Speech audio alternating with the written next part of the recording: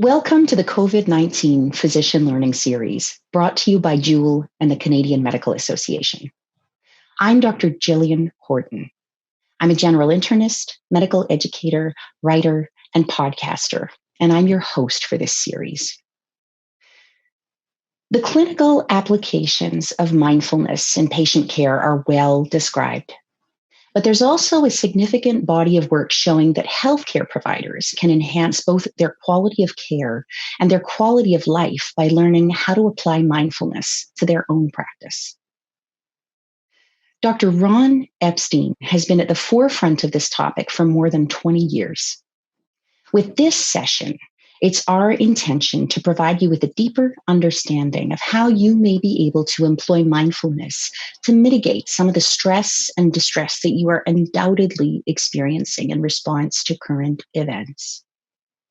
Dr. Epstein is joining me today from the University of Rochester. Ron, thanks for taking the time to be with us today. It's really a pleasure and good to see you, Jillian. You too. Ron, just to begin, can you remind everyone of what we're talking about when we talk about mindfulness? We're talking about an attitude of mind, a purposeful attentiveness to things that are the most important, and with the idea that you can actually regulate your own attention. You can regulate your reactivity to situations, pleasant ones and unpleasant ones. And it's a quality that we all have, but we can often cultivate a bit more of it. Some people will say that mindfulness right now is irrelevant. And I can just imagine, and I know you can too, colleagues saying, these people are out to lunch. I don't need mindfulness. I need ventilators. I need PPE. So can you talk for a bit about why that kind of reaction misses the point of mindfulness and our need for other techniques for self-regulation, especially during times of crisis?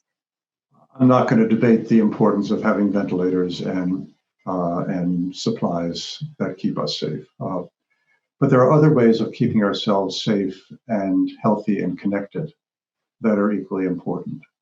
One is understanding what your own reactions are to a situation. You'd think that in a situation that's difficult, aversive, gut-wrenching, nauseating, that you'd want to turn away from your feelings. But we all know that eventually our feelings catch up with us and they direct our behavior in ways that may or may not be the kinds of reactions that we'd want to have to those circumstances.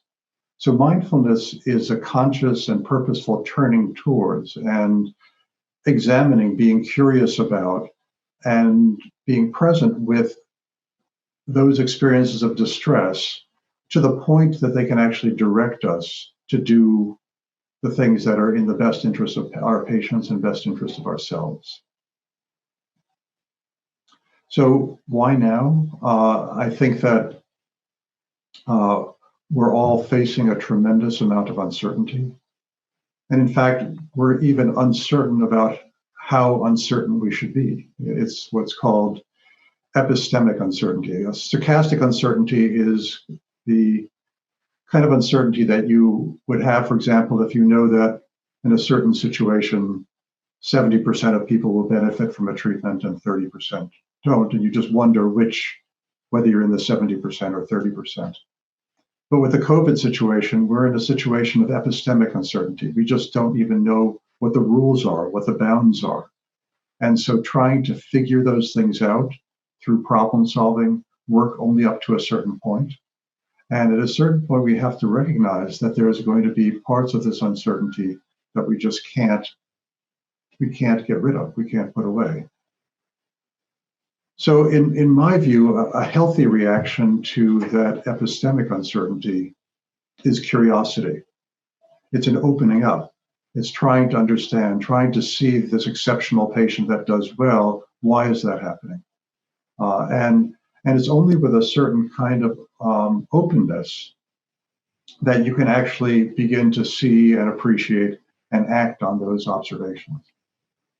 So we're not talking about the kind of mindfulness that we all think about, sitting by a still pond, lotus flowers, beautiful scenery, warm day. We're talking about the kind of mindfulness that during a code or during an intubation or during assessing a patient who you know is not going to do well and anticipating talking with that patient and their family. And so what is the attitude of mind that will be your best guide during those kinds of circumstances? That's what we're talking about. I wonder if we could talk about mindfulness and some of the literature around it. Can you talk about the evidence for its application in high stress medical environments? Yeah. It's there is a little bit of evidence on mindfulness training, for example, of CPR teams, and showing that when you train teams to be more mindful, the outcomes are better, and also the communication among the teams seems to be improved. And we know that that resuscitations can often be quite chaotic. People don't always listen to each other. It's hard to know who's in charge. Information transfer often gets lost. So if people are able to stop and pause before reacting and focusing collectively on that which is most important, then the outcomes, it would seem, would be better.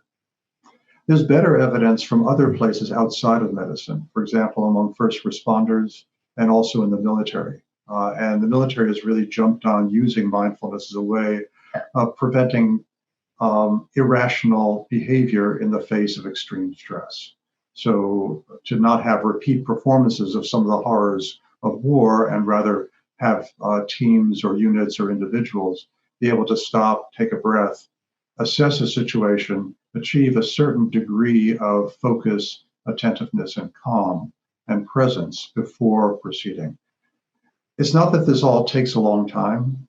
When you practice mindfulness techniques, you can bring them to bear on situations that require very quick decisions. Surgeons know this. I mean, you have to cultivate a certain degree of mindfulness in order to deal with the unexpected in the operating room. And that's really the test of a good surgeon. I mean, I'm not a surgeon myself, but I do know that learning the technical skills, learning how to operate instruments and suture and those kinds are really only part of the picture. It's that moment-to-moment decision making that distinguishes a good surgeon from a great surgeon. And I think it's the same thing that's true of us confronting the uncertainties during this current time, that if we're able to step back, understand our own thoughts and feelings, be a little bit more in touch with those, it allows us to listen to others better and act better in patients on patients' behalf. I want to talk for a few minutes about resilience. And we both know that resilience is sometimes a word that makes physicians and learners bristle because it's perceived as an accusation or a problem with us, that we're not strong enough to withstand a very challenging or stressful work environment. But there are other ways to look at resilience. And I wonder if you could talk about your definition of the word and why people shouldn't resist the concept of working even now to increase their own resilience. I'll start out by saying that by virtue of surviving organic chemistry, medical school, residency, and whatever came after that, we all, as physicians, are intrinsically very resilient. And I would say that that's also true of nurses and other people who are on the front line of healthcare, social workers. That resilience is just, and we have that capacity. What I notice, though, is that there's kind of resilience in the short term, getting through an acute crisis. And there's also this more long-term resilience of not letting the stresses of clinical care wear you down over time. So it's a short-term resilience. I think we generally do pretty well, but it's this long-term resilience that concerns me more. And long-term meaning more than an hour or a day, when things start going on for days or weeks. So resilience was an idea that was first developed by engineers. And if you think about it, if you're building a building and there's a strong wind, the building will actually bend a little bit. But what you want is for the building to actually restore itself to the shape that it was in previously. So it's a restoration to a previous state of stability. But living organisms don't work that way. living organisms are growing. They're always regenerating in a way. And so embedded in resilience is the necessity for growth. So if you were under a stress and just simply returned to your previous resting state, but didn't regenerate the cells in your body that were somehow damaged in the process, you wouldn't really be a resilient individual, even though superficially things would seem to have gone back in balance. So although it may seem Pollyannish to say that in the midst of a crisis like what we're experiencing now, we all should experience some form of growth. In fact, if we didn't, we would start to crumble. So embedded in this idea of resilience is to find those things that help us grow. And not just grow physically, but also emotionally and spiritually.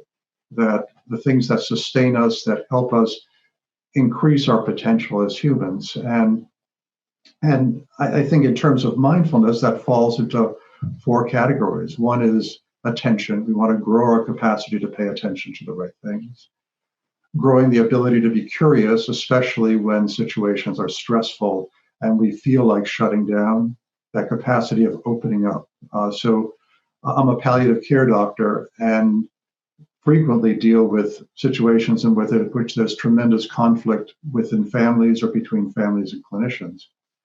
And it's so tempting to want to kind of shut that conflict down and to speed up and to try to resolve things quickly. But in fact, if you slow down and listen and don't act quite as quickly, often things actually resolve themselves more quickly. So that really has to do with opening up and being more curious.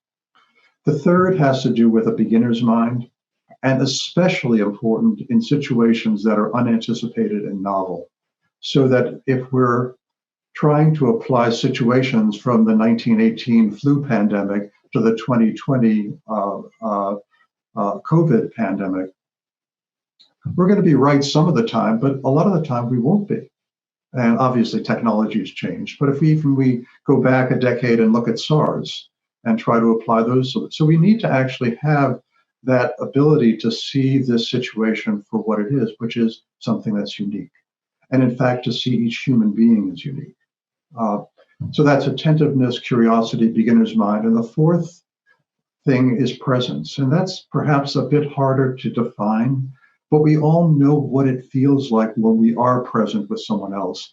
And we know what it's like when someone else is present with us. And in healthcare, that's always important, but especially important when things are so overwhelming that we just want to withdraw into ourselves. So, and there are lots of ways of being present, and some of them are pretty simple. So one thing that I've been doing since this all started is just making a point to call or email or text or send a brief message to a friend or colleague that I otherwise might not have. Okay, so it's creating a sense of virtual presence. It doesn't have to be an hour-long Zoom session. It can be a 2-line text. And just that sense of connectedness with colleagues creates a sense of collective presence. With patients, the more complex and difficult the situations we find ourselves in, the more important it is to take 30 seconds or a minute and a half at the beginning of every encounter just to listen. Even though you might have an agenda, even though there might be some urgency, say, okay, what's going on with you? And just stop and listen. That has a few effects. One is it helps you be more attentive and curious and open to what's really novel about this situation. And the second thing is that the person you're with is actually feeling heard, and we know that will reduce their sympathetic activation. It'll help them to listen to what you have to say. So just investing 30 seconds or a minute in the beginning.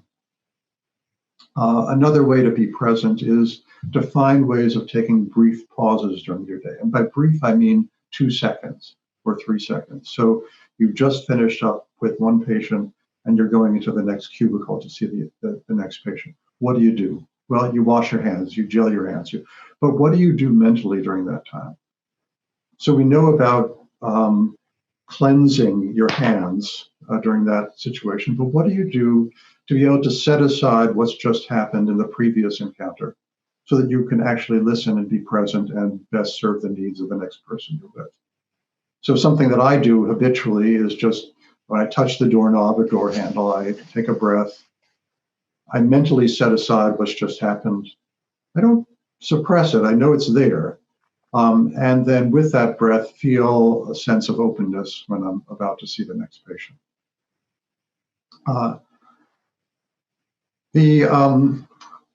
There's always a tendency to deny and minimize. And I guess the extreme of that would be to sugarcoat the situation. Mm-hmm. And especially now, people see through that pretty easily. And I would ask we all have that tendency. I kind of want to make things better, right? It's a human tendency. We don't want to see people suffer or want to anticipate seeing them suffer.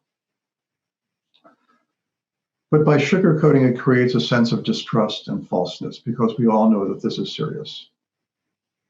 Now, you don't have to hang crepe and talk about doom and gloom. That's where the idea of beginner's mind comes in, because when things are uncertain, especially in that situation of epistemic uncertainty, we don't know what's going to happen next. And when there's that not knowing, there's always hope. There's always room for optimism. And so it's just by confronting that catastrophe of the situation that we're in, it actually opens the space for real hope, as opposed to pretending the situation is somewhat different. And the final thing that I'll say is some of the best advice I've ever been given is never to worry alone. Okay, so don't worry alone. So when you're feeling afraid, and all of us are going to be feeling afraid for ourselves, afraid for our families, afraid for our jobs, afraid of something. Two things. Seek out connection with yourself. Okay? We are all resilient. We are all robust. We're all strong. And so seek out knowledge of that part of yourself. We've all dealt with adversity before. And then, aside from seeking out connection with yourself, seek out connection with others. And think of those who nourish you. Okay, there are people who need you, and it's important to reach out to them. But at these moments when you're feeling very afraid, think about the people who nourish you the most. Again, it can be a 2-line text. It can be a brief phone call. It can be an email. It can be whatever. But just even establishing that bridge, that connection, is important. Ron, you and your colleague Mick Krasner have been running mindfulness retreats for many years, and I've participated in them, and my experience was so transformative that I went on to train to teach with you. But it strikes me that in addition to mindfulness, one of the core restorative aspects of that experience was peer support. And can you talk about why peers and community have proven to be such an integral aspect of doctors learning mindfulness? As important as it is to be mindful, it's also difficult. Looking at the dark side of things, looking at your own difficulties, being unflinching in your willingness to see situations as they are, as opposed to how you'd like them to be, is hard work. And part of the reason that people do this in communities and classes, in collectives, as opposed to alone, is because even if you're not necessarily talking about the struggles that you're having yourself, you know that other people are approaching the struggles that they have with that same intention, that same sense of purpose, that same commitment to doing the right thing, to being compassionate, to being clear, to being effective. And that's incredibly powerful. You can kind of feel it when you go into a room of people who share a common purpose. And when you leave that room, that sense of common purpose doesn't disappear.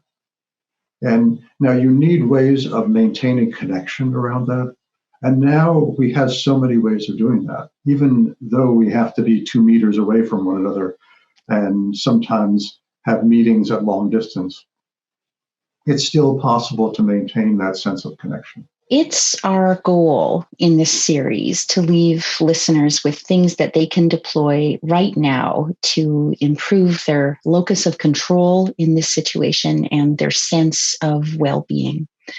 So could we spend our last few minutes talking about active listening and how we can employ it in an online format? Well, I think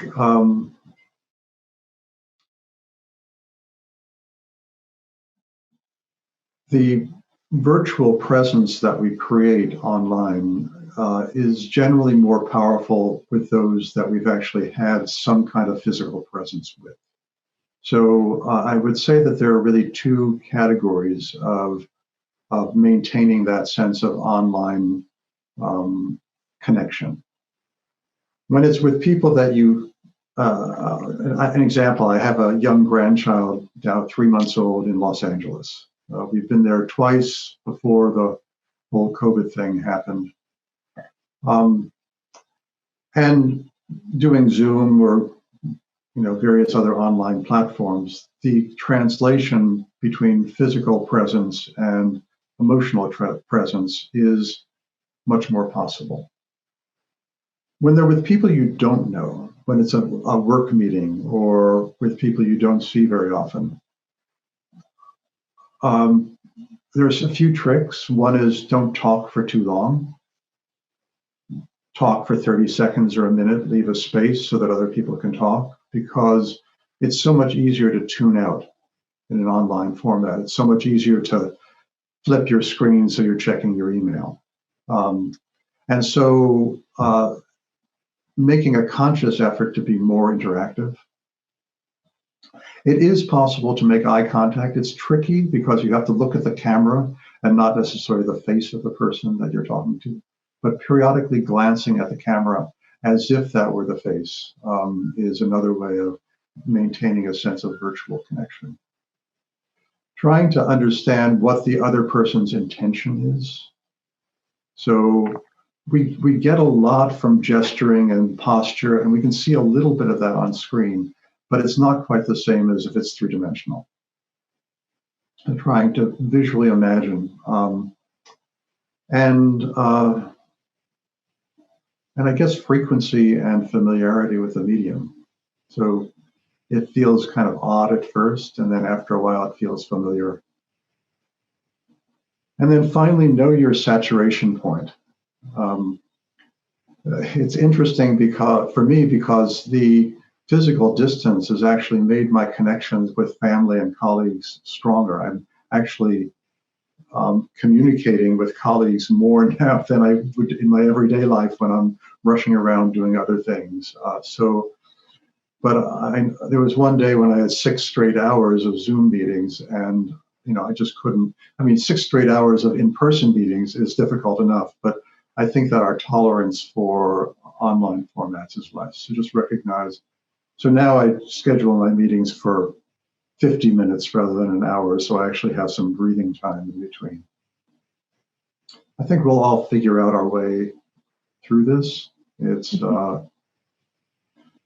not the way we all wanted to have had to learn, but I do think it's a way of increasing social connectedness while physical distance is mandatory.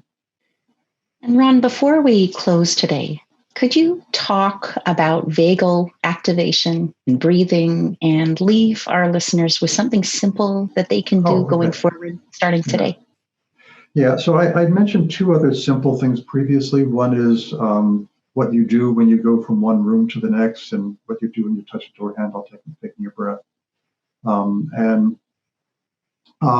And then spending the first few minutes of any encounter listening. But the third thing I'd like to leave you with is just a brief breathing exercise. And we can actually control vagal tone. So this exercise has been one of many things, ways of actually helping you lower your own heart rate, lowering your oxygen demand, lowering the speed of your thoughts, so that you can actually not feel quite so overwhelmed. And it's really simple. It just involves taking an in-breath for a count of 4, holding your breath for a count of 4, and breathing out for a count of 4. And then take a few normal breaths and then do that again. And this is something that you can do, while you're on rounds, while you're going about everything, your everyday work. It doesn't have to be a particularly deep breath, but just consciously regulating a few breaths will actually lower your vagal tone. So you could just even try that now. So I can guide you through it, and then just see what it's like for you. So when you're ready to take an in-breath, do so counting to 4. 1, 2, 3, 4. Holding for 4. 1, 2, 3, 4. And then exhaling for 4. 1, 2, 3, 4. And then taking a couple of normal breaths, and then at your own pace, doing it again.